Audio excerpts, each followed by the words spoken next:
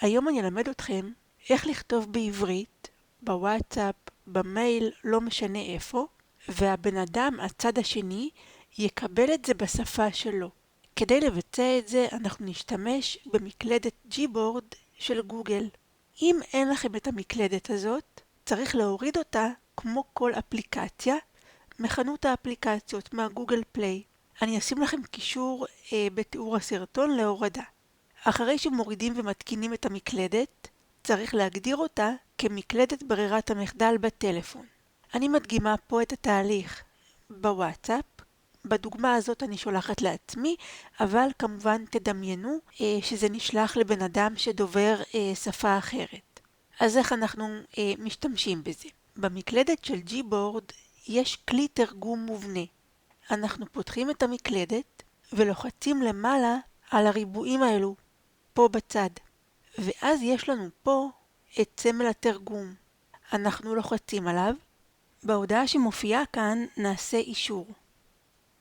ויש לנו תיבה קטנה, חלונית קטנה. אנחנו בוחרים את השפה שאליה אנחנו רוצים לתרגם, עוברים על הרשימה ובוחרים את השפה הרצויה. לצורך העניין אני בוחרת למשל רוסית. ובחלונית הקטנה אנחנו כותבים בעברית את מה שאנחנו רוצים. אז למשל אם אנחנו מתכתבים עם שליח שאולי הוא למשל דובר רוסית, או למשל מישהי מהמשפחה שדוברת שפה מסוימת וקשה לה למשל לכתוב בעברית בוואטסאפ או לקרוא בעברית, אז אנחנו מקלידים את כל מה שאנחנו רוצים בעברית, ושימו לב, באותו רגע שכתבתי פה בעברית, אפשר לראות פה בהודעה בוואטסאפ שזה כתב את זה ברוסית, זה תרגם את זה לרוסית.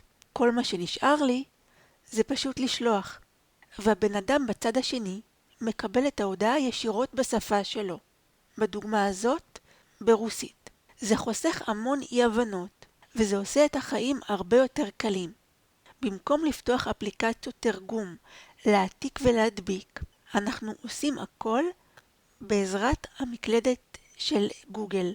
שוב, אפשר להשתמש בזה לכל מטרה אם אתם מתכתבים עם אנשי מקצוע שדוברים שפה אחרת, או למשל אם יש לכם אנשים בצוות, בעבודה, שהם דוברים שפה מסוימת וקשה להם לקרוא בעברית, אתם כותבים בעברית וזה יגיע אליהם בשפה שלהם. עכשיו, בואו נגיד שהבן אדם גם ענה לנו ברוסית, אוקיי?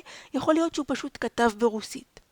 אז כשאנחנו מקבלים טקסט בכל שפה שהיא, לאו דווקא רוסית, ואנחנו רוצים לתרגם אותה, אנחנו עושים את אותו תהליך, אבל הפוך. אנחנו לוחצים על ההודעה בשפה המסוימת, ועושים העתקה. חוזרים למקלדת, נכנסים עוד פעם לכלי התרגום, מדביקים את ההודעה בתיבה הקטנה, ומחליפים את השפה שיתרגם לנו פה לעברית, ונוכל לדעת מה כתבו לנו. זאת הדרך הכי קלה גם לתרגם את זה בלי לצאת לאפליקציות אחרות. אני אשמח לשמוע אם הכרתם את האופציה הזאת, אם יצא לכם להשתמש בזה. זה אחד הפיצ'רים המעולים שיש פה במקלדת הזאת. אם אהבתם את הסרטון, אתם מוזמנים לעשות לייק, לשתף אותו עם אנשים נוספים. כמו תמיד, תודה על הצפייה.